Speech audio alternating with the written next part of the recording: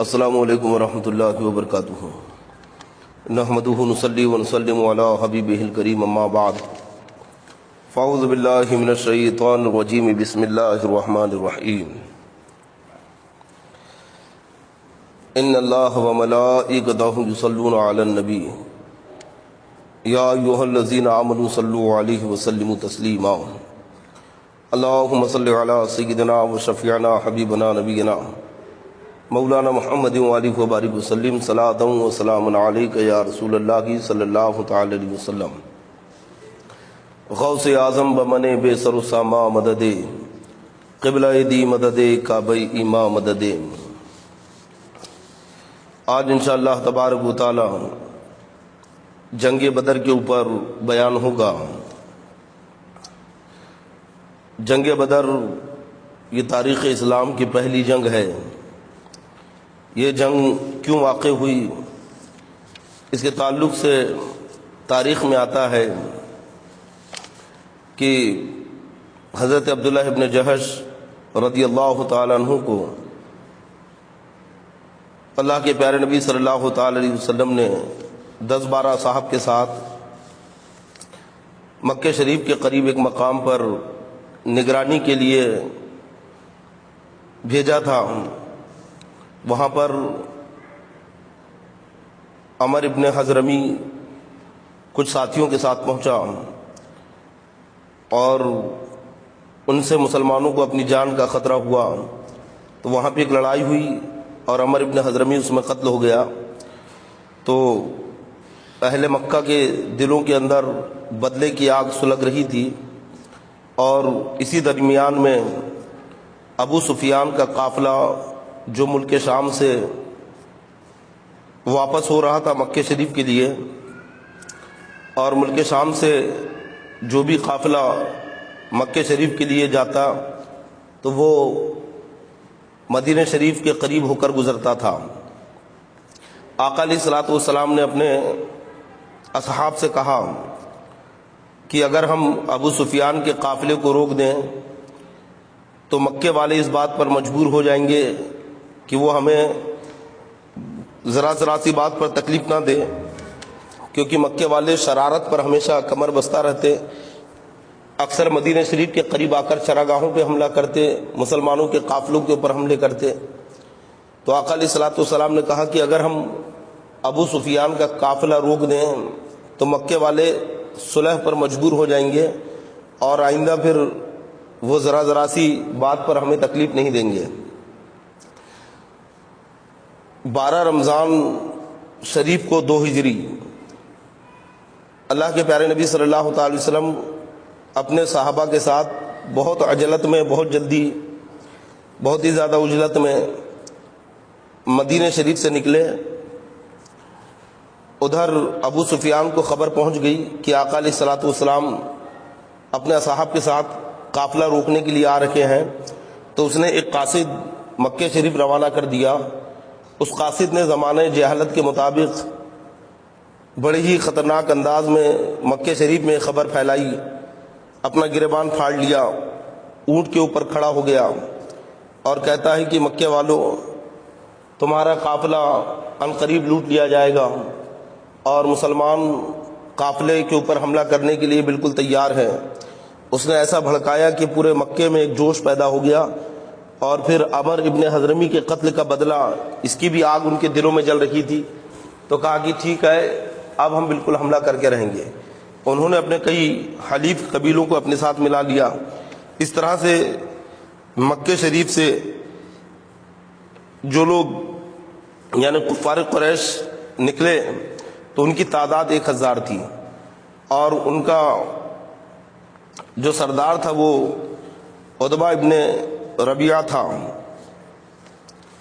یہاں تک کہ ادھر سے مکہ شریف سے لوگ نکل گئے۔ آقا علیہ الصلوۃ والسلام کو جب خبر پہنچی تو آپ نے راستے میں تمام اصحاب کو جمع کیا اور پھر کہا کہ ہو سکتا ہے کہ یہاں پہ لڑائی بھی ہو جائے، کیونکہ مکے والے ایک بڑا لشکر لے کر حملہ کرنے کے لیے آ رکھے ہیں۔ آقا علیہ الصلوۃ والسلام نے کہا کہ اگر لڑائی چھڑ گئی تو باقاعدہ جنگ ہوگی، تو کیا تم سب اس جنگ کے لیے تیار ہو؟ حضرت سیدنا ابو بکر صدیق رضی اللہ تعالیٰ عنہ نے عشق و محبت میں جھوم کر کہا کہ یا رسول اللہ، ہم آپ کے ہر حکم کی تعمیل کے لیے تیار ہیں۔ یہی جوش حضرت سیدنا عمر فاروق اعظم رضی اللہ تعالیٰ عنہ نے بھی بتایا۔ تمام مہاجرین جنگ کے لیے تیار ہو گئے، لیکن انصار خاموش تھے۔ اس کی وجہ یہ ہے کہ انصار نے جب آقا علیہ الصلوۃ والسلام کی بیعت کی تو اس وقت یہ بات طے ہوئی تھی کہ مدینے کے انصار اس وقت حملہ کریں گے یا اس وقت تلوار اٹھائیں گے جبکہ مشرکین مکہ مدینہ شریف پر چڑھائی کر دیں۔ لیکن یہاں پہ مدینہ شریف سے باہر جنگ کا معاملہ تھا تو انصار خاموش تھے۔ آقا علیہ الصلوۃ والسلام نے جب جماعت انصار کی طرف دیکھا تو حضرت سعد بن عبادہ رضی اللہ تعالی عنہ آقا علیہ الصلوۃ والسلام سے کہتے ہیں کہ یا رسول اللہ صلی اللہ تعالی وسلم، آپ ہمارے متعلق اگر کچھ کہنا چاہتے ہیں تو ہمارا جواب یہی ہے کہ اگر آپ ہمیں حکم دے دیں تو ہم سمندر میں بھی چھلانگ لگا دیں گے۔ حضرت سیدنا مقداد بن اسود رضی اللہ تعالیٰ عنہ جو اپنے قبیلے کے سردار تھے، وہ کہتے ہیں کہ یا رسول اللہ صلی اللہ تعالی علیہ وسلم، ہم آپ سے یہ نہیں کہیں گے جیسا کہ بنی اسرائیل نے حضرت موسیٰ علیہ الصلوۃ والسلام سے کہا تھا کہ تم اور تمہارا خدا لڑو جا کر۔ ہم آپ سے یہ نہیں کہیں گے بلکہ ہم تو آپ کے آگے سے لڑیں گے، آپ کے پیچھے سے لڑیں گے، آپ کے دائیں بائیں سے لڑیں گے، بس آپ ہمیں حکم دے دیں، آپ جہاں ہمیں پکاریں گے ہم وہاں پہ نظر آئیں گے۔ آقا علیہ الصلوۃ والسلام انصار کے اس جواب سے بہت خوش ہوئے۔ اب مسلمانوں کا یہ لشکر جن کی تعداد 313 تھی میدان بدر کی طرف چل پڑے۔ مشرکین مکہ پہلے ہی میدان بدر کی طرف نکل گئے تھے۔ راستے میں خبر ملی، ابو سفیان نے قاصد بھیجا کہ ہم خطرے سے باہر ہو گئے ہیں، کیونکہ ابو سفیان نے بڑی چالاکی سے سمندر کے کنارے کا راستہ اختیار کیا اور کنارے کنارے وہ مکہ شریف کے لیے نکل گیا اور یہ خبر پہنچا دی اپنے لشکر میں کہ اب جنگ کی کوئی ضرورت نہیں ہے، واپس چلو، کیونکہ ہم محفوظ ہیں اور ہم حفاظت کے ساتھ مکہ شریف پہنچ جائیں گے۔ کفار قریش میں اختلاف ہو گیا، بعض کہنے لگے کہ جنگ کی اب ضرورت نہیں، لہذا واپس چلو کیونکہ ہمارا قافلہ تو محفوظ ہو گیا، لیکن بعض کہنے لگے کہ نہیں، ہم بغیر لڑے واپس نہیں جائیں گے، ہمیں عمر ابن حضرمی کے قتل کا بدلہ لینا ہے۔ غرض کہ انہیں سمجھایا گیا کہ اب جنگ کی کوئی ضرورت نہیں ہے، لیکن وہ نہیں مانے۔ آخر میں ابو سفیان نے اپنی تجویز رکھی کہ ٹھیک ہے، ہمیں لڑائی کی ضرورت نہیں، ہم نہیں لڑیں گے، لیکن ہم بدر تک جائیں گے اور وہاں پہ جا کر 3 دن رکیں گے، اونٹ ذبح کر کے وہاں پہ کھائیں گے، خوب جشن منائیں گے تاکہ پورے قبائل عرب کے اوپر ہماری دھاک بڑھ جائے اور دوبارہ کوئی ہماری طرف آنکھ اٹھا کر نہ دیکھے۔ تو مشرکین مکہ بدر کی طرف روانہ ہو گئے۔ آقا علیہ الصلوۃ والسلام اپنے جانثاروں کے ساتھ بدر کی جانب تشریف لے جا رکھے ہیں۔ راستے میں ایک بڑا عجیب واقعہ پیش ہوا۔ ایک بدوی، ایک دیہاتی اپنے جانوروں کو چرا رہا تھا۔ اس سے مسلمانوں نے پوچھا کہ مشرکین کا کیا حال ہے، ان کے قافلے کو کیا تو نے دیکھا ہے؟ تو وہ کہتا ہے کہ نہیں، میں نے یہاں پہ کسی کا لشکر یا کسی بھی جماعت کو نہیں دیکھا۔ صحابہ کرام اس بدوی سے کہتے ہیں کہ سلم علی رسول اللہ کی صلی اللہ تعالی علیہ وسلم، تو رسول پاک صلی اللہ تعالی علیہ وسلم کو سلام کر، یعنی آقا علیہ الصلوۃ والسلام کی بارگاہ میں سلام پیش کر۔ تو وہ بدوی، وہ دیہاتی کہتا ہے کہ کیا تم میں کوئی رسول پاک، تم میں کوئی اللہ کا نبی ہے، کیا تم میں کوئی رسول موجود ہے؟ تو کہا کہ ہاں، یہ ہمارے آقا علیہ الصلوۃ والسلام ہیں، یہ ساری کائنات کے لیے رحمت بن کے تشریف لائے ہیں۔ تو وہ بدوی، وہ دیہاتی، وہ چرواہا رسول پاک صلی اللہ تعالی وسلم کی طرف اپنا چہرہ کر کے کہتا ہے کہ اگر آپ اللہ کے نبی ہیں تو بتائیے کہ میری اونٹنی کے پیٹ میں کیا ہے۔ اس کے سوال پر رحمت عالم صلی اللہ تعالی وسلم خاموش رہے۔ اس نے پھر سوال کیا، آقا علیہ الصلوۃ والسلام خاموش ہے۔ حضرت سلمہ ابن سلامہ رضی اللہ تعالیٰ عنہ یہ جلال میں آ گئے اور اس سے کہتے ہیں کہ تو یہ سوال ہمارے آقا علیہ الصلوۃ والسلام سے نہ کر، بلکہ تو میرے پاس آ، میں تجھے اس کا جواب دیتا ہوں۔ وہ حضرت سلمہ ابن سلامہ کی طرف گیا تو آپ فرماتے ہیں کہ تو نے اس اونٹنی سے بدماشی کی ہے اور اس کے پیٹ میں تجھ سے بچہ ہے۔ جیسی حضرت سلمہ ابن سلامہ نے اس کے سوال کا جواب دیا تو وہ ایک دم اس کا چہرہ فق ہو گیا، گھبرا گیا۔ آقا علیہ الصلوۃ والسلام کہتے ہیں کہ سلمہ چھوڑے اسے، تم نے اسے رسوا کر دیا۔ یہاں بتانا مقصود یہ ہے کہ لوگ رسول پاک صلی اللہ تعالی وسلم کے علم پر اعتراض کرتے ہیں۔ لوگ یہ کہتے ہیں کہ جس کا نام محمد یا علی ہو اسے کسی چیز کا علم نہیں، کسی چیز کی خبر نہیں۔ پیارے آقا علیہ الصلوۃ والسلام کے لیے اگر ہم علم غیب بتائیں تو یہ وہابیہ دیا بنا ہمارے اوپر شرک اور کفر کے فتوے دیتے ہیں۔ لیکن اے وہابیوں، غور سے اس روایت کو سنو۔ آقا علیہ الصلوۃ والسلام سے سوال کیا جا رہا ہے، لیکن رحمت عالم صلی اللہ تعالی علیہ وسلم پردہ پوشی کے لیے خاموش ہے، اور بارگاہ رسالت معاف صلی اللہ تعالی علیہ وسلم میں تربیت پانے والے، صحبت مصطفیٰ جان رحمت میں زندگی گزارنے والے ایک صحابی رسول کے علم غیب کا یہ عالم ہے کہ اونٹنی کے پیٹ میں کیا ہے آپ نے اس کی خبر دے دی، اس شخص کی بدکاری کی خبر دے دی۔ اور جب میرے آقا علیہ الصلوۃ والسلام کے غلاموں کے علم کا یہ عالم ہے تو پھر رحمت عالم صلی اللہ تعالی علیہ وسلم کے علم کا عالم کیا ہوگا۔ بہرکیف جب مسلمان میدان بدر میں پہنچے تو مشرکین پہلے ہی وہاں پہ پہنچ چکے تھے، اور انہوں نے تمام پانی پر اور کنوؤں پر قبضہ کر لیا تھا۔ جہاں آقا علیہ الصلوۃ والسلام پہنچے وہ ریتیلی جگہ تھی، اور وہاں پہ پیر جمانا بھی بہت مشکل ہو رہا تھا۔ ایک صحابی کہتے ہیں کہ یا رسول اللہ صلی اللہ تعالی وسلم، کیوں نہ ہم اور آگے بڑھیں اور چشموں کے اوپر قبضہ کر لیں، کیونکہ انہی چشموں سے مشرکین جن کنوؤں کے اوپر قبضہ کر کے بیٹھے ہیں وہاں پہ پانی پہنچتا ہے۔ اصل میں بدر جو ہے ایک گاؤں کا نام ہے، اور وہاں پہ ایک کنواں تھا اس میدان میں، اس کنویں کا نام تھا بدر۔ اسی کنویں کی وجہ سے اس علاقے کا، اس گاؤں کا نام بدر پڑا تھا۔ رسول پاک صلی اللہ تعالی وسلم آگے بڑھے، اصحاب مصطفیٰ جان رحمت صلی اللہ تعالی وسلم نے تمام چشموں کے اوپر قبضہ کر لیا۔ اب رحمت خدا بندی دیکھیے کہ رب جل شانہ نے بارش بھی برسا دی۔ بارش برسنے سے مسلمانوں کو یہ فائدہ ہو گیا کہ ریتی اپنی جگہ پہ جم گئی، مسلمانوں کو اس پر چلنا پھرنا آسان ہو گیا، اور مشرکین جہاں ٹھہرے تھے وہاں پہ پورا کیچڑ ہو گیا، اب انہیں وہاں پہ چلنے میں بڑی دشواری اور تکلیف ہونے لگی۔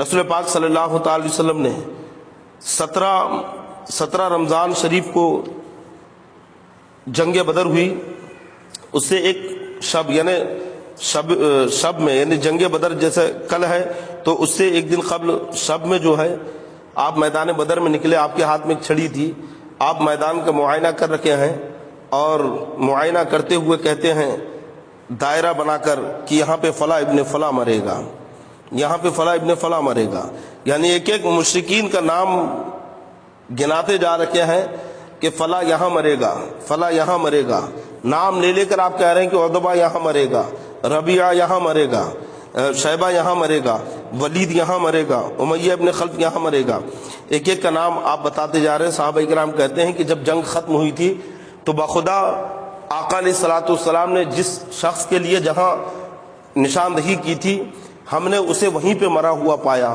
یہ بھی میرے آقا علیہ الصلوۃ والسلام کا علم غیب ہے، کیونکہ کون کہاں مرے گا یہ علوم خمسہ میں سے ہے، اور اللہ تبارک و تعالیٰ نے علوم خمسہ کے جزیات اپنے محبوب سرور عالم صلی اللہ تعالی وسلم کو بھی بتائے ہیں۔ یہ میرے آقا صلی اللہ تعالی وسلم کا کھلا ہوا علم غیب ہے کہ آپ نے مشرکین مکہ کے مرنے کی خبر دے دی کہ کون کہاں مرے گا، کون کہاں مرے گا۔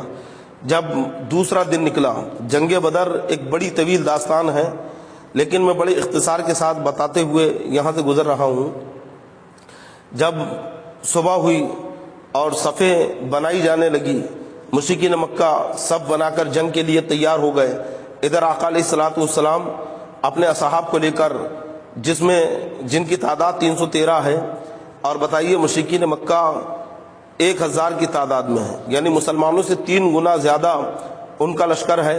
اور حال یہ ہے کہ ہر ایک کے ہاتھ میں، مشرکین کے پاس تلوار ہے، نیزے ہیں، ان کے پاس میں سوار بھی زیادہ ہیں، لیکن مسلمانوں کا حال یہ ہے کہ پورے لشکر میں صرف ایک گھوڑا ہے۔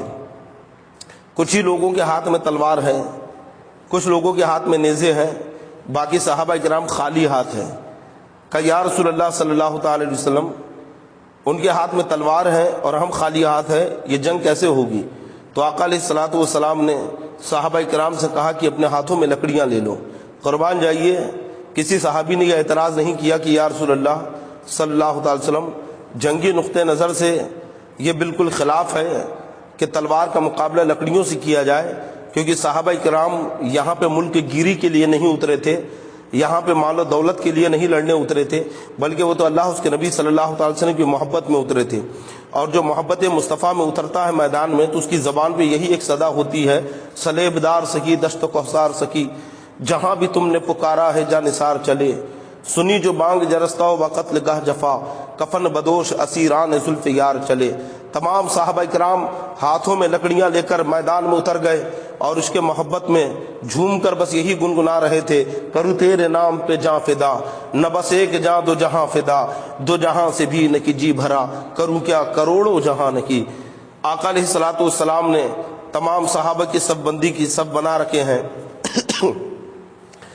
اسی دوران میں اس لشکر میں شامل ہونے کے لیے حضرت حذیفہ ابن یمان رضی اللہ تعالیٰ عنہ اور حضرت حسین رضی اللہ تعالیٰ عنہ یہ دونوں صحاب چلے۔ راستے میں مشرکین نے انہیں پکڑ لیا۔ جب پوچھا کہ کہاں جا رکھے ہو تو انہوں نے یوں ہی بہانے بتا دیے۔ تو انہوں نے کہا کہ نہیں، تم مسلمانوں کے لشکر میں شامل ہونے جا رکھے ہو، تم ان کے لشکر میں شامل ہو کر ہم سے جنگ کرو گے، لہذا تم وعدہ کرو اور عہد کرو ہم سے کہ مشرکین سے جنگ نہیں کرو گے، میدان میں مسلمانوں کا ساتھ نہیں دو گے۔ حضرت حذیفہ رضی اللہ تعالیٰ عنہ کہتے ہیں کہ ہم نے جان چھڑانے کے لیے اس وقت ان سے یوں ہی وعدہ کر لیا، لیکن جب ہم پہنچے میدان میں، عین اس وقت جب آقا علیہ الصلوۃ والسلام سب بندی کر رہے تھے، تو حضرت حذیفہ ابن یمان رضی اللہ تعالیٰ عنہ حضرت حسین پہنچ گئے اور جا کر سارا واقعہ آقا علیہ الصلوۃ والسلام سے بیان کیا۔ یہاں پہ مسلمانوں بہت غور و فکر کا مقام ہے کہ میدان جنگ میں ایک ایک سپاہی بڑا قیمتی ہوتا ہے، اور پھر حضرت حذیفہ حضرت حسین رضی اللہ تعالیٰ عنہما یہ بڑے بہادر اور بڑے جیالے تھے، جنگجو تھے، لیکن ایفاء عہد دیکھو، اسلام میں وعدہ وفا کرنا کتنا لازم اور ضروری ہے، اسلام میں دھوکہ دینا قطعی جائز نہیں ہے۔ انہوں نے جبکہ مشرکین سے عہد اور وعدہ کیا تھا، رسول پاک صلی اللہ تعالی علیہ وسلم نے دونوں اصحاب سے کہا کہ تم لشکر میں شامل نہیں ہونا، جبکہ یہاں پہ مسلمانوں کی تعداد بہت کم ہے، برخلاف مشرکین 3 گنا زیادہ ہے، لیکن آقا علیہ الصلوۃ والسلام حضرت حذیفہ اور حضرت حسین رضی اللہ تعالیٰ عنہما سے کہہ رکھے ہیں کہ تم ہرگز لشکر میں شامل نہ ہونا، اس لیے کیونکہ تم ان سے وعدہ کر چکے ہو اور ہم وعدہ پورا کرنے والے ہیں، ہم وعدہ پورا کرنے کی تعلیم دینے والے ہیں، اگرچہ تم نے مشرکین سے وعدہ کیا ہے۔ پوری دنیا میں ایسی مثال کہیں نہیں ملے گی، لاؤ بڑے بڑے بادشاہ آج موجود ہیں، بڑی بڑی سلطنتیں موجود ہیں، بڑی بڑی سلطنتیں گزر چکی ہیں، لیکن پوری دنیا میں کہیں کسی نے ایسی ایفاء عہد کی مثال قائم نہیں کی ہوگی جو آج آقا علیہ الصلوۃ والسلام پوری دنیا میں وعدہ وفا کرنے کی مثال قائم کر رکھے ہیں کہ اگرچہ تم نے مشرکین سے وعدہ کیا ہے لیکن ہم وعدوں کو پورا کرنے والے ہیں۔ رسول پاک صلی اللہ تعالی علیہ وسلم نے کہا کہ تم میدان میں نہیں آؤ گے۔ آقا علیہ الصلوۃ والسلام نے مشرکین مکہ کو روک دیا، حضرت مشرکین مکہ سے جنگ کے خلاف حضرت حذیفہ اور حضرت حسین کو روک دیا اور لشکر میں شامل نہیں ہونے دیا۔ اللہ کے پیارے نبی صلی اللہ تعالی علیہ وسلم نے جب سب بندی پوری کر لی تو ادھر سے بہت اتراتے ہوئے عتبہ ابن ربیعہ اور شیبہ ابن ربیعہ، یہ دونوں بھائی تھے، عتبہ اور اس کا بھائی تھا شیبہ، یہ میدان میں نکلے اور عتبہ نے اپنے بیٹے ولید کو بھی ساتھ میں لیا۔ یہ تینوں میدان میں اترے اور آ کے کہتے ہیں کہ جو ہماری خاندان میں سے ہو، جو قریش ہو، ہم پلہ ہو، وہ میدان میں آئے۔ میدان میں آ کر وہ للکار رکھے ہیں کہ جو ہمارے جوڑ کے ہو وہ میدان میں آئے۔ اب قربان جاؤ رسول پاک صلی اللہ تعالی علیہ وسلم کی عظمت پر، آپ نے کسی انصار کو میدان میں نہیں اتارا، آپ نے کسی اور قبیلے کے کسی فرد کو میدان میں نہیں اتارا، بلکہ آقا علیہ الصلوۃ والسلام دنیا میں مثال قائم کر رکھے ہیں کہ یہ پہلی جنگ ہے، یہ اسلام میں پہلی جنگ ہے۔ آپ نے عتبہ، شیبہ اور ربیعہ کے مقابلے میں اگر اتارا ہے تو اپنے سگے چچا حضرت امیر حمزہ کو میدان میں بھیجا، حضرت مولا علی رضی اللہ تعالیٰ عنہ جو آپ کے چچا زاد بھائی ہیں انہیں میدان میں بھیجا، حضرت عبیدہ رضی اللہ تعالیٰ عنہ یہ بھی آپ کے چچا زاد بھائی ہیں، آپ نے ان کو بھیجا۔ آقا علیہ الصلوۃ والسلام پیغام دے رکھے ہیں کہ اے میرے چچا امیر حمزہ، اے مولا، اے علی مرتضیٰ اور اے ابو عبیدہ، یہ اسلام اور کفر کی پہلی جنگ ہے، لہذا تم میدان میں اترو تاکہ دنیا دیکھ لے کہ رحمت عالم صلی اللہ تعالی وسلم نے اگر کسی کو میدان میں اتارا ہے تو اپنے خون کو میدان میں اتارا ہے، اپنے قریبیوں کو میدان میں اتارا ہے۔ اسلام کے تحفظ اور حفاظت کے لیے مصطفیٰ جان رحمت صلی اللہ تعالی وسلم نے اپنی خاندان کو پہلے پیش کیا ہے۔ حضرت امیر حمزہ رضی اللہ تعالیٰ عنہ عتبہ کے مقابلے میں آئے اور بہت ہی زبردست لڑائی ہوئی۔ حضرت امیر حمزہ اپنے زمانے کے مجے ہوئے پہلوان تھے، بہت طاقتور بہادر تھے۔ آپ نے عتبہ کو شکست دی اور اسے قتل کر دیا۔ حضرت مولا علی رضی اللہ تعالیٰ عنہ ولید سے لڑ رکھے ہیں اور بڑی بہادری سے آپ نے ولید کو تہہ تہہ کر دیا، اس کی لاش خاک و خون میں تڑپتے ہوئے دم توڑ رکھی ہے۔ ادھر شیبہ کے مقابلے میں حضرت عبیدہ رضی اللہ تعالیٰ لڑ رکھے ہیں۔ شیبہ نے آپ کو تلوار ماری، آپ کا پیر زخمی ہو گیا، آپ اٹھ نہیں پا رہے ہیں، شیبہ مسلسل آپ پر وار کیے جا رکھا ہے۔ یہ دیکھ کر حضرت مولا علی رضی اللہ تعالیٰ عنہ شیبہ کی طرف جھپٹے اور ایک وار میں ہی اسے ختم کر دیا، اور پھر حضرت عبیدہ رضی اللہ تعالیٰ عنہ کو اپنے کاندھے پہ اٹھا کر بارگاہ رسالت میں پیش کیا۔ آقا علیہ الصلوۃ والسلام نے جب اپنے چچا زاد بھائی کو دیکھا تو حضرت ابو عبیدہ کے چہرے پہ مسکراہٹ کھیلنے لگی اور کہا کہ یا رسول اللہ صلی اللہ تعالی وسلم، ابو طالب نے جو کہا تھا آپ کی شان میں، کیا ہم اس کے مصداق نہیں ہیں؟ یقیناً انہوں نے یہی تو کہا تھا کہ اے مشرکین مکہ، تم اسی وقت محمد عربی صلی اللہ تعالی وسلم پر ہاتھ ڈال سکتے ہو جبکہ ہم خاندان میں سے کوئی زندہ نہ رہے۔ ہمارے جیتے جی جب تک ہمارے بنو ہاشم میں جتنے بھی فرد اور جوان زندہ ہے، جب تک ہم زندہ ہے تب تک تو محمد عربی صلی اللہ تعالی وسلم پر ہاتھ نہیں ڈال سکتے ہیں، کیونکہ میری خاندان کا ایک فرد محمد عربی صلی اللہ تعالی وسلم پر اپنی جان قربان کر دے گا۔ آقا علیہ الصلوۃ والسلام نے حضرت عبیدہ کو اپنے سینے سے لگا لیا۔ اب باقاعدہ جنگ شروع ہو گئی، بہت زبردست خونریز لڑائی ہو رکھی ہے، مسلمان بڑھ بڑھ کے حملہ کر رکھے ہیں۔ پوری دنیا میں ایک مثال قائم کر دی ہے کہ یہ جنگ کسی مال و دولت کی ہوس کے لیے نہیں تھی، یہ جنگ کسی ملک گیری کے لیے یا سطح کے لیے نہیں تھی، بلکہ اگر یہ جنگ تھی تو اللہ کی وحدانیت کو عام کرنے کے لیے تھی، اللہ اس کے نبی صلی اللہ علیہ وسلم کے پیغام کو پوری دنیا میں پہنچانے کے لیے تھی۔ تبھی تو اللہ تبارک و تعالیٰ نے مسلمانوں کی مدد فرمائی۔ پہلے 1000 فرشتے مدد کے لیے آئے، پھر 2000 فرشتے پھر 3000 فرشتے مدد کے لیے آئے، اور پھر 5000 فرشتے مدد کے لیے آئے۔ کبھی ایسا بھی ہوتا کہ کوڑے چلتے اور کوڑوں کا نشان مشرکین کے چہرے کے اوپر میں نظر آتا، لیکن مارنے والے انہیں نظر نہیں آتے۔ کبھی ایسا ہوتا کہ تلوار نہیں چلتی لیکن کسی کی گردن اڑ جاتی، گویا فرشتے بڑھ کے حملہ کر رکھے ہیں۔ یہاں پہ ایک سوال پیدا ہوتا ہے کہ 5000 فرشتوں کی ضرورت کیا تھی؟ ان مشرکین کے لیے مٹھی بھر 1000 ہوتے ہی کتنے ہیں؟ انہیں فنا کرنے کے لیے تو ایک فرشتہ کافی تھا، کیونکہ جب قوم عاد کو رب تبارک و تعالیٰ نے تباہ کیا تو حضرت جبریل امی نے زمین و آسمان کے درمیان سے ایسی چنگھاڑ لگائی ہے کہ قوم عاد کے دل ان کے سینوں میں پھٹ گئے، ان کے بھیجے بہہ کر ناک اور منہ سے باہر نکل گئے۔ حضرت جبریل امی تنہا ان کے لیے کافی تھے۔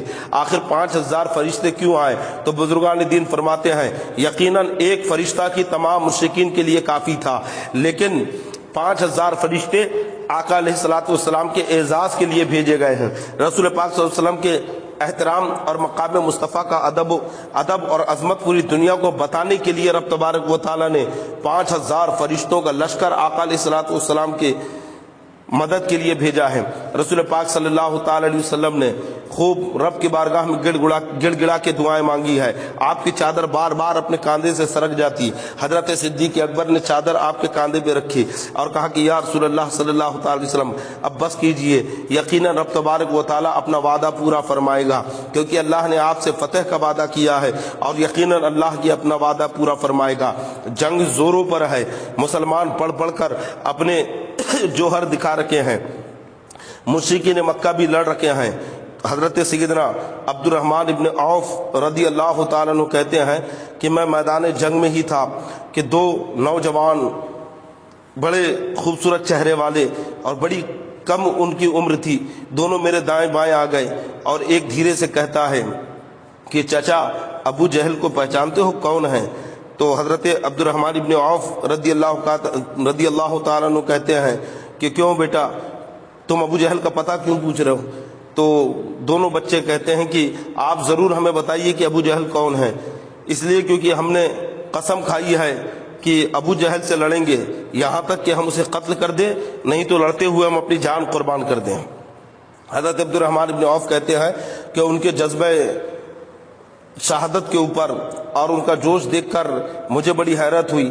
اتنے میں ابو جہل میرے سامنے آ گیا، وہ اپنے سپاہیوں کے نرغے میں تھا، محافظوں کے بیچ میں تھا۔ میں نے آنکھوں سے اشارہ کر دیا کہ یہ جو سامنے دکھ رہا ہے یہی ابو جہل ہے۔ حضرت عبد الرحمن بن عوف کہتے ہیں ان میں سے ایک کا نام معوذ تھا اور ایک کا نام معاذ تھا، دونوں بچے اپنی تلوار لے کر ابو جہل کے اوپر ایسے جھپٹے ہیں جیسا کہ باز اپنے شکار کے اوپر جھپٹتا ہے۔ حضرت عبد الرحمن بن عوف کہتے ہیں میں نے دیکھا کہ چشمے زدن میں دونوں بچوں نے ابو جہل کو گھوڑے سے نیچے گرا دیا، اور ایک بچے نے اس کے پیر پر ایسا مارا ہے کہ اس کا ایک پیر کٹ گیا، اور دونوں اب اسے مار رکھے ہیں۔ اکرمہ جو ابو جہل کا بیٹا تھا، بعد میں انہوں نے ایمان لایا اور یہ صحابی رسول ہوئے ہیں۔ تو اکرمہ نے معاذ کے کاندھے پر ایسی تلوار ماری کہ بازو کٹ گیا، اور بازو اس قدر کٹا کہ وہ چمڑی کے اوپر جھولتا رہ گیا، یعنی پورا ہاتھ کٹ گیا، صرف جلد پر چمڑی کے تسمے پر وہ جھول رہا ہے۔ معاذ کہتے ہیں کہ میں اسی حال میں لڑتا رہا اور اکرمہ کے پیچھے دوڑا، یہاں تک کہ اکرمہ بھاگ کھڑا ہوا۔ حضرت معاذ کہتے ہیں کہ میں لڑ رہا تھا، لڑتے ہوئے اس ہاتھ کی وجہ سے بڑی پریشانی ہو رہی تھی، میں نے اس ہاتھ کو پیٹھ کے پیچھے ڈال دیا، لیکن درد بھی بہت تھا اور لڑنے میں دشواری ہو رہی تھی۔ تو قربان جاؤ نوجوانوں اس نوجوان کی بہادری کے اوپر کہ انہوں نے اپنے ہاتھ کو پیر کے نیچے دبایا اور پوری طاقت سے کھینچ کر الگ کر دیا، اب ہاتھ الگ ہو گیا۔ معاذ کہتے ہیں کہ بس میں اسی انداز میں لڑتے رہا، ایک ہی ہاتھ سے لڑ رہا ہوں۔ جب جنگ ختم ہوئی تو حضرت معاذ رضی اللہ تعالیٰ عنہ نے اپنا وہ کٹا ہوا ہاتھ لے کر بارگاہ مصطفیٰ میں پہنچے اور عرض کرتے ہیں کہ یا رسول اللہ، اکرمہ کی تلوار سے میرا ہاتھ کٹ گیا ہے۔ آقا علیہ الصلوۃ والسلام نے ان کے ہاتھ کو لیا اور ان کے بدن پہ رکھا، جہاں سے کٹا تھا وہاں رکھا، اور اپنا لعاب دہن لگایا۔ بخدا وہ لعاب دہن تھا یا اکسیر تھی، میرے آقا علیہ الصلوۃ والسلام نے جیسے ہی ہاتھ رکھ کر لعاب لگایا ہے بخدا وہ ہاتھ جڑ گیا۔ معاذ کہتے ہیں کہ میرے آقا علیہ الصلوۃ والسلام نے ہاتھ ایسا جوڑ دیا جیسا کہ کبھی کٹاکی نہیں تھا، یعنی مصطفیٰ جان رحمت صلی اللہ تعالی وسلم قربان جائیے کہ نہ وہاں پہ آلات جراحت ہے، نہ وہاں پہ کوئی اور ساز و سامان ہے، کیسے جراح ہے میرے آقا، کیسے طبیب حاذق ہے کہ ہاتھ رکھا، لعاب دہن لگایا، ہاتھ جڑ گیا، اور ایسا جڑا کہ ہڈی سے ہڈی کو جوڑ دیا، رگوں سے رگوں کو جوڑ دیا، جلد سے یعنی چمڑی سے چمڑی کو جوڑ دیا۔ معاذ کہتے ہیں کہ ہاتھ ایسا جڑ گیا جیسا کہ کبھی کٹاکی نہیں تھا۔ رسول پاک صلی اللہ تعالی وسلم کے جانثار بڑھ بڑھ کے لڑ رکھے ہیں، یہاں تک کہ جب جنگ ختم ہوئی حضرت سیدنا عبداللہ ابن مسعود رضی اللہ تعالیٰ عنہ فرماتے ہیں کہ میں ابو جہل کے قریب سے گزرا، اس کے بدن میں زندگی کی تھوڑی سی رمق باقی تھی۔ کہتے ہیں کہ میں نے اس کے قریب جا کر اس کی گردن پہ پیر رکھ کے کہا کہ کیا تو ہی ابو جہل ہے؟ تو وہ کہتا ہے کہ ہاں۔ کہا کہ بتا اب تجھے کیسا لگ رہا ہے، تیرے غرور کا سر کٹا کی نہ کی؟ بتائیے وہ مردود ظالم مر رہا ہے، لیکن اتنا بڑا گھمنڈی اور مغرور تھا کہ وہ کہتا کہ ہاں مر تو رہا ہوں، لیکن اس بات کا افسوس ہے کہ مجھے کسی اونچے خاندان کے آدمی نے نہیں مارا بلکہ کسان کے 2 لڑکوں نے مارا ہے۔ ابو جہل اتنا بڑا مغرور ہے کہ مرتے وقت بھی اس کا گھمنڈ اور غرور ختم نہیں ہوا۔ حضرت معوذ اور معاذ یہ دونوں افرا کے بیٹے تھے، اور یہ انصاری تھے، اور انصاری عموماً کھیتی باڑی کیا کرتے تھے، اور قریش مکے کے جو قریش تھے کفار و مشرکین یہ کسانوں کو بڑی حقارت سے دیکھتے تھے۔ تو ابو جہل نے اس لیے کہا کہ مجھے کوئی اونچی خاندان کا مارتا تو افسوس نہ ہوتا، لیکن کسان کے بیٹوں نے مارا۔ حضرت عبداللہ ابن مسعود کہتے ہیں کہ پھر وہ مر گیا۔ آقا علیہ الصلوۃ والسلام میرے ساتھ جب اس کی لاش کے قریب پہنچے تو رسول پاک صلی اللہ تعالی علیہ وسلم نے فرمایا کہ یہ اس دور کا فرعون تھا، یعنی رسول پاک صلی اللہ علیہ وسلم نے ابو جہل کو فرعون فرمایا۔ حضرت عبداللہ ابن مسعود کہتے ہیں کہ پھر میں نے اس کا سر کاٹ کر قدم مصطفیٰ میں ڈال دیا۔ جب جنگ ختم ہو گئی جس میں مشرکین کے 70 آدمی مارے گئے اور 70 گرفتار ہوئے، ایک بہت بڑا گڑھا کھودا گیا، اس میں تمام لاشوں کو ڈال دیا گیا، کیونکہ آقا علیہ الصلوۃ والسلام کی عادت کریمہ تھی کہ جہاں کہیں کوئی لاش نظر آتی تو آپ اسے دفنانے کا حکم دیتے۔ لاش کو کبھی آپ یوں ہی نہیں چھوڑتے تھے، آپ نے اس وقت حکم دیا کہ بڑا گڑھا کھودا جائے۔ ایک بہت بڑا گڑھا کھودا گیا اور اس میں سب کی لاش ڈال دی گئی سوائے امیہ ابن خلف کے، کیونکہ اس کی لاش اتنی پھول گئی تھی، جب مسلمانوں نے کھینچنے کی کوشش کی تو اس کے اعضاء یعنی ہاتھ پیر وغیرہ الگ ہونے لگے، تو وہیں پر اسے مٹی سے دبا دیا گیا۔ جب تمام مشرکوں کی لاش اس گڑھے کے اندر ڈال دی گئی تو آقا علیہ الصلوۃ والسلام قریب پہنچے اور جا کر کہتے ہیں نام لے لے کر، اے ادبا۔ یہ روایت بخاری شریف میں بھی ہے، مواہب لدنیا میں بھی ہے۔ آقا علیہ الصلوۃ والسلام اس گڑھے کے قریب کھڑے ہو کر کہتے ہیں اے ادبا، اے شیبہ، اور ایک ایک مشرک کا نام لیتے جا رکھے ہیں اور فرماتے ہیں کہ کیا تم نے میرے رب کے وعدے کو سچا نہیں پایا؟ میں نے تو پا لیا۔ آقا علیہ الصلوۃ والسلام فرما رکھے ہیں کہ میرے رب نے مجھ سے فتح کا وعدہ کیا تھا، دیکھو اللہ نے مجھے فتح مبین عطا فرمائی، اور تم سے ذلت کے عذاب کا وعدہ کیا تھا، بتاؤ تم عذاب چکھ رہے ہو یا نہیں، تمہیں عذاب پہنچا یا نہیں۔ قریب حضرت عمر فاروق اعظم رضی اللہ تعالیٰ عنہ کھڑے تھے، حیرت سے کہتے ہیں کہ یا رسول اللہ صلی اللہ تعالی علیہ وسلم، آپ ان مرے ہوئے بے جان لوگوں سے بات کر رکھے ہیں، یہ تو مر چکے ہیں، یہ کیا آپ کی باتوں کو سنیں گے؟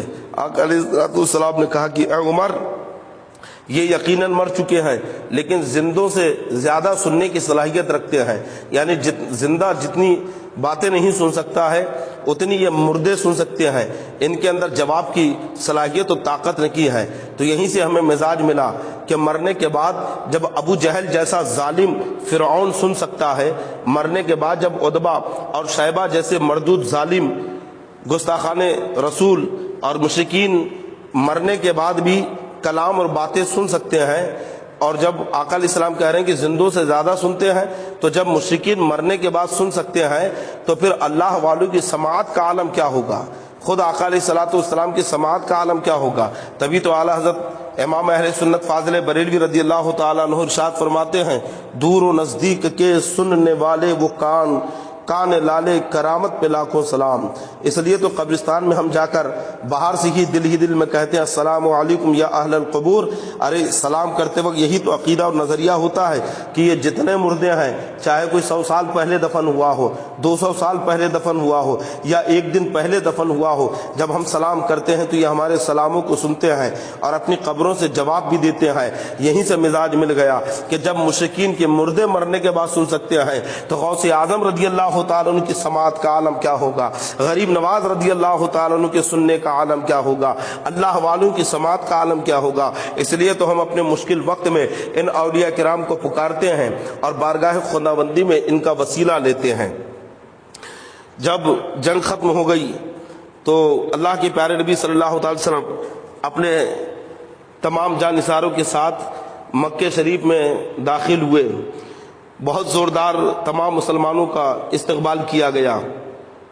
اب یہاں پہ مسئلہ تھا جنگی قیدیوں کا، وہ 70 قیدی تھے۔ رسول پاک صلی اللہ تعالی علیہ وسلم نے کہا کہ ان قیدیوں کے ساتھ کیا کیا جائے، تو حضرت عمر فاروق اعظم رضی اللہ تعالیٰ عنہ کہتے ہیں کہ یا رسول اللہ صلی اللہ تعالی وسلم، ان سب کو قتل کر دیا جائے اور ہم میں سے ہر ایک آدمی اپنے رشتہ دار کو قتل کرے۔ حضرت سیدنا ابو بکر صدیق رضی اللہ تعالیٰ عنہ عرض کرتے ہیں کہ یا رسول اللہ، انہیں قتل نہ کیا جائے کیونکہ آخر یہ کہیں نہ کہیں سے ہمارے رشتے میں ہوتے ہیں، اور دوسری چیز یہ ہے کہ رب تعالیٰ کی ذات سے امید ہے کہ کبھی نہ کبھی اللہ انہیں ہدایت دے دے اور یہ اسلام قبول کر لے، تو کیوں نہ ان سے جزیہ لے کر انہیں چھوڑ دیا جائے۔ رسول پاک صلی اللہ تعالی وسلم کو یہ بات بہت زیادہ پسند آئی کہ ان سے فدیہ لے کر انہیں چھوڑ دیا جائے، تو آپ نے 4000 درہم فدیہ رکھا۔ مشرکین مکہ جو قیدی تھے 4000 درہم فدیہ دیتے اور آزاد ہو جاتے ہیں۔ ان میں بہت سے ایسے تھے جو فدیہ نہیں دے سکتے تھے، تو رسول پاک صلی اللہ تعالی وسلم نے انہیں ویسے ہی آزاد کر دیا۔ یہ میرے آقا علیہ الصلوۃ والسلام کی رحمت ہے، سرکار نے انہیں ویسے ہی چھوڑ دیا۔ ان میں سے جو لکھنا پڑھنا جانتے تھے، مسلمانوں یہ بہت قابل غور مقام ہے۔ دیکھو آج ہم بہت زیادہ تعلیمات سے دور ہے، دینی تعلیم سے دور ہے، دنیاوی تعلیم سے بھی دور ہے، جبکہ قرآن کا جب سب سے پہلا حکم آیا ہے تو یہی ہے اقرأ بسم ربک الذی خلق خلق الانسان من علق۔ پڑھنے کے تعلق سے آیا ہے کہ پڑھ اپنے رب کے نام سے۔ آقا علیہ الصلوۃ والسلام نے ان قیدیوں میں سے جو لکھنا جانتے تھے ان سے کہا کہ تمہارا فدیہ یہ ہے کہ تم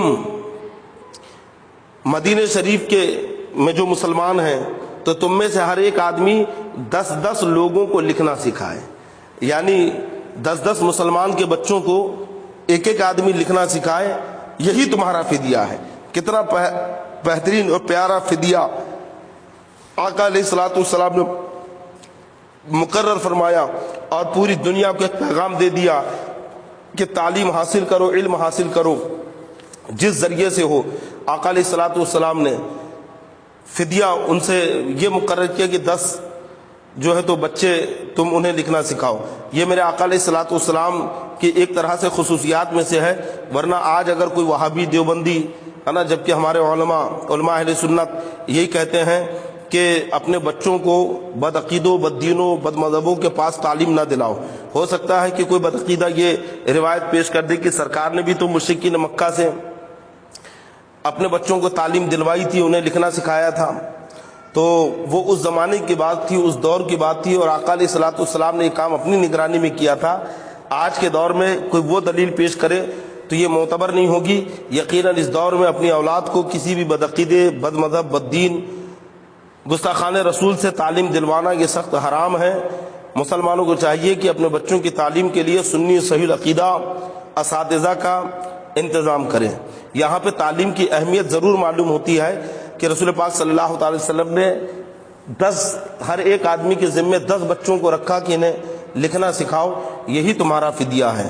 مسلمانوں، تعلیم کو سمجھو، علم حاصل کرو، دنیاوی تعلیم بھی حاصل کرو، لیکن ایسا نہ ہو کہ دنیاوی تعلیم حاصل کرنے کے چکر میں تم دین کو کھو بیٹھو، بلکہ پہلے دینی تعلیم حاصل کرو، دین پہ عمل کرو، اور دنیاوی تعلیم میں بھی تم اپنا ایک اونچا مقام بناؤ، اپنا مقام پیدا کرو۔ انہی قیدیوں میں رسول پاک صلی اللہ تعالی وسلم کے چچا حضرت عباس رضی اللہ تعالیٰ عنہ بھی تھے۔ اللہ کے پیارے نبی صلی اللہ علیہ وسلم نے کہا کہ چچا اب تم بھی فدیہ دو، تو کہنے لگے اور تم اپنا نہیں بلکہ اپنے دونوں بھتیجے کا بھی فدیہ دو۔ عقیل ابن ابی طالب اور نوفل جو ہے، ان کے والد کا نام دیکھیے ذہن میں نہیں آ رہا ہے، تو یہ بھی اس وقت وہاں پہ قیدیوں میں تھے، اور حضرت عباس کے حلیف میں سے ایک شخص وہ بھی تھا۔ تو کہا کہ چچا آپ بھی فدیہ دیجئے، اور صرف اپنا نہیں بلکہ اپنے دونوں بھتیجوں کا اور اس شخص کا جو آپ کا حلیف ہے اس کا بھی جو ہے تو آپ فدیہ دیجئے۔ تو حضرت عباس رضی اللہ تعالیٰ عنہ کہتے ہیں کہ اے میرے بھتیجے، تم تو جانتے ہو میرے پاس کہاں پیسے ہیں، میں کہاں سے فدیہ دوں۔ اللہ کے پیارے نبی صلی اللہ تعالی وسلم مسکرا کے کہتے ہیں کہ چچا جان، آپ کی وہ دولت کیا ہوئی جو آپ جنگ میں نکلنے سے پہلے اپنی بیوی ام الفضل کے حوالے کر کے آئے ہیں، اور کہا ہے کہ اگر میں واپس آؤں تو ٹھیک، اور نہیں آ پایا تو میرے اولاد میں اتنا اتنا پیسہ تقسیم کر دینا۔ جیسے ہی میرے آقا علیہ الصلوۃ والسلام نے اس کی خبر دی تو حضرت عباس رضی اللہ تعالیٰ عنہ کہتے ہیں بخدا تم اللہ کے سچے نبی ہو، تم جھوٹ نہیں کہہ رکھے ہو، کیونکہ یہ راز صرف میرے اور میری بیوی کے درمیان تھا، کوئی تیسرا اس سے واقف نہیں تھا، لیکن تم نے مدینہ شریف میں بیٹھے بیٹھے مکہ شریف کی خبر دے دی، اور وہ بھی میرے گھر کی خبر دے دی، میرا ایک راز تم نے یہاں پہ افشا کیا۔ یقیناً تم اللہ کے نبی ہو اور تمہیں اللہ نے علم عطا فرمایا ہے۔ اس وقت حضرت عباس رضی اللہ تعالیٰ عنہ اور آپ کے دونوں بھتیجوں نے آقا علیہ الصلوۃ والسلام پر کلمہ پڑھا اور اسلام میں داخل ہو گئے، اسلام میں شامل ہو گئے۔ یہ میرے آقا علیہ الصلوۃ والسلام کا علم غیب ہے، اور یقیناً اس طرح کی کئی روایتیں موجود ہیں آقا علیہ الصلوۃ والسلام کے علم غیب کے اوپر۔ انشاءاللہ تبارک و تعالی کبھی موقع ملا تو میں ضرور علم غیب کے اوپر بھی بیان کروں گا۔ یہاں پہ میں نے بڑے اختصار کے ساتھ جنگ بدر کے حالات جو ہے تو پیش کیے ہیں۔ رب تبارک و تعالی اسے اپنی بارگاہ میں قبول فرمائے، تمام مسلمانوں کو دنیا اور آخرت کی کامیابیاں عطا فرمائے۔ چلتے چلتے ایک دو مسئلے کے تعلق سے میں کچھ وضاحت کرتے چلوں۔ ہمارے محب گرامی جناب ابرار صاحب نے ایک سوال بھیجا ہے کہ کسی لنک کے اوپر، کوئی ہو سکتا ہے چینل ہو سوشل میڈیا پر، اس چینل میں انبیاء اکرام کے تعلق سے کچھ سوالات جاری کیے جاتے ہیں، اور ان سوالات کا جو ہے لوگ جواب دیتے ہیں۔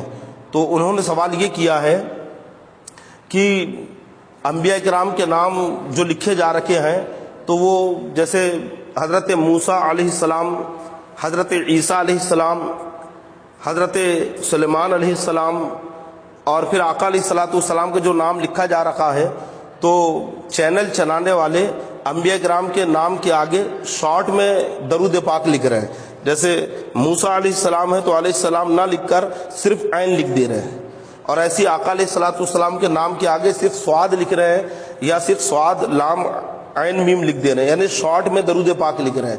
تو اس تعلق سے کیا حکم ہے؟ دیکھیے، اس تعلق سے سرکار اعلیٰ حضرت فاضل بریلوی رضی اللہ تعالیٰ عنہ نے فتاوی رضویہ شریف میں بیان فرمایا ہے کہ شارٹ میں رسول پاک صلی اللہ تعالیٰ علیہ وسلم پر درود پاک لکھنا سخت ناجائز اور گناہ ہے، بلکہ جب بھی آقا علیہ الصلوۃ والسلام کا نام لکھا جائے گا تو نام پورا لکھنا ہے. ایسے ہی انبیاء کرام کے نام کے آگے صرف عین نہ لکھے بلکہ پورا علیہ الصلوۃ والسلام لکھے. ایسے ہی صحابہ کرام اور بزرگوں کے نام کے آگے صرف را اور ضاد نہ لکھے بلکہ پورا رضی اللہ تعالی عنہ یہ لکھیں. یہ ادب ہے اور مسلمانوں کو اس پر عمل کرنا چاہیے. دوسرا سوال اس میں انہوں نے یہ کیا کہ انبیاء کرام کے تعلق سے جو سوالات ہو رکھے ہیں تو بہت سارے لوگ اس میں اندازاً جواب دے دیتے ہیں.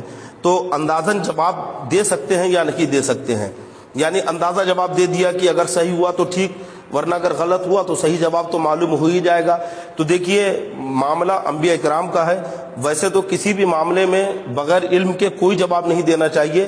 جب بھی کسی سوال کا جواب دینا ہو تو تحقیق کر لے، جواب پہلے معلوم کرے، علم حاصل کرے، اس کے بعد ہی جواب دے. اور خاص طور پہ انبیاء کرام کے معاملے میں اپنی اٹکل سے، اپنے اندازے سے ہرگز جواب نہ دے، کیونکہ اس میں گستاخی کا اور بے ادبی کا پہلو بہت زیادہ قوی ہوتا ہے. ہو سکتا ہے کہ آپ کا جواب کسی گستاخی کی طرف چلا جائے، بے ادبی کی طرف چلا جائے.